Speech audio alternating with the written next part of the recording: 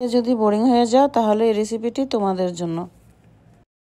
আসসালামু আলাইকুম, সবাই কেমন আছো? আবারও আজকে নতুন একটা রেসিপি নিয়ে তোমাদের মাঝে হাজির হয়ে গেলাম।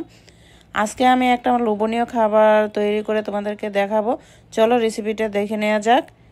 এখানে আমি শুকনো মরিচ নিয়েছি, রসুন নিয়েছি, টমেটো নিয়েছি আর কাতলা মাছ নিয়েছি, টুকরো করে ছোট ছোট টুকরো করে নিয়েছি। তো সিদ্ধ করার জন্য আমি পানি বসিয়ে দিয়েছি, টমেটোগুলো, রসুনগুলো এবং শুকনো মরিচগুলো দিয়ে দিলাম। এখন মাছটাকে আমি ম্যারিনেট করে নিব। দিয়ে দিয়েছি হলুদ গুঁড়ো, মরিচ গুঁড়ো এবং লেবু।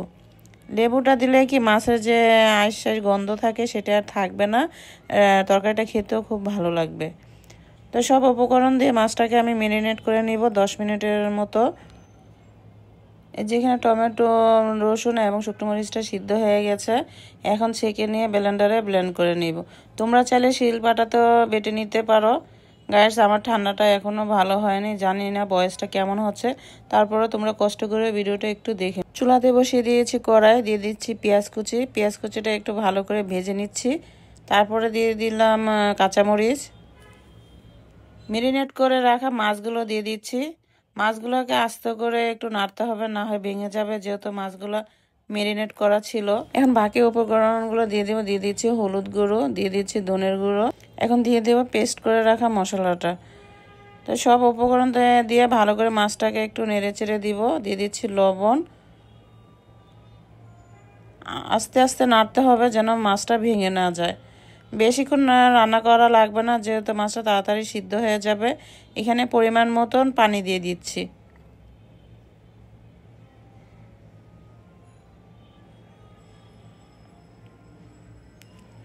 এখন এইখানে হাফ চামচ চিনি দিয়ে দিব। চিনিটা দেওয়া থেকে মাছটা খেতে আরও বেশি ভালো লাগবে। ঢাকনা দিয়ে 10 মিনিটের জন্য অপেক্ষা করব। দেখো মাছটা প্রায় সিদ্ধ হয়ে গেছে। এখন দিয়ে দিচ্ছি ধনেপাতা। তোমরা চাইলে এখানে জিরের গুঁড়ো দিতে পারো।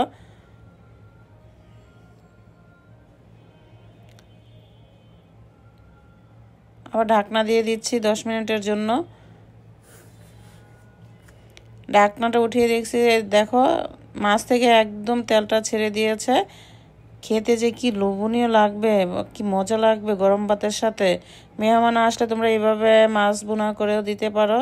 দেখবে মেহমান তোমাদের কি যে তারিফ ছাড়বে, শুধু একবার রান্না করে খাওয়াবে।